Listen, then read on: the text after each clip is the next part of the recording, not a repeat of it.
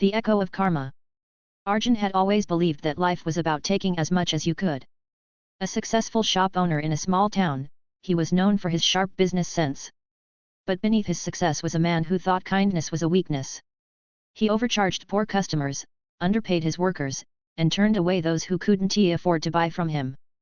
To him, the world was simple: if you had money, you survived; if you didn't, you suffered. One evening, just as he was about to close his shop, an old man walked in. His clothes were faded, his hands rough with age. "Son," he said with a warm smile, "I need some rice, but I don't have enough money. Could you spare a little?" Arjun scoffed. "This is a business, not a charity. If you don't have money, you don't get food." The old man didn't argue. He simply nodded and walked away. But before leaving, he turned back and said, "Remember, what we give is what we get, in one way or another." Arjun shook his head, dismissing the words as foolishness. Months passed, and Arjun's business flourished. More customers came, and profits soared. He expanded his shop, stocked expensive goods, and even hired more workers. He felt invincible. But then, slowly, strange things began to happen. First, his best customers stopped coming. Then, his workers began quitting for better jobs. One by one, his profits declined. He tried everything: discounts, special offers, but nothing worked. Word spread that he was unfair to his workers and that he charged too much for basic necessities. The people who once crowded his shop now went elsewhere.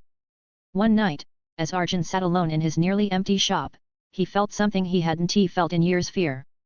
The very wealth he had built his life upon was slipping away, and he had no control over it. Then, one evening, after an especially bad day, Arjun found himself at a small roadside eatery.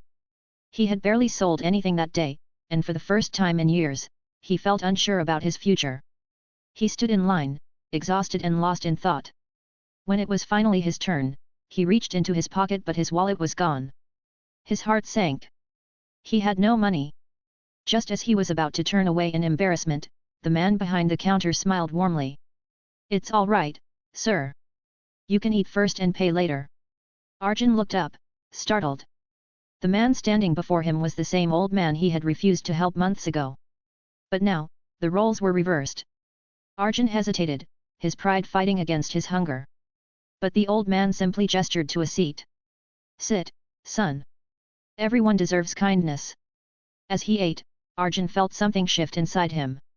The food tasted different, not because of the spices, but because it was given with kindness, something he had never truly understood. He had spent years chasing wealth, thinking it would protect him. But in the end, it was kindness that had saved him.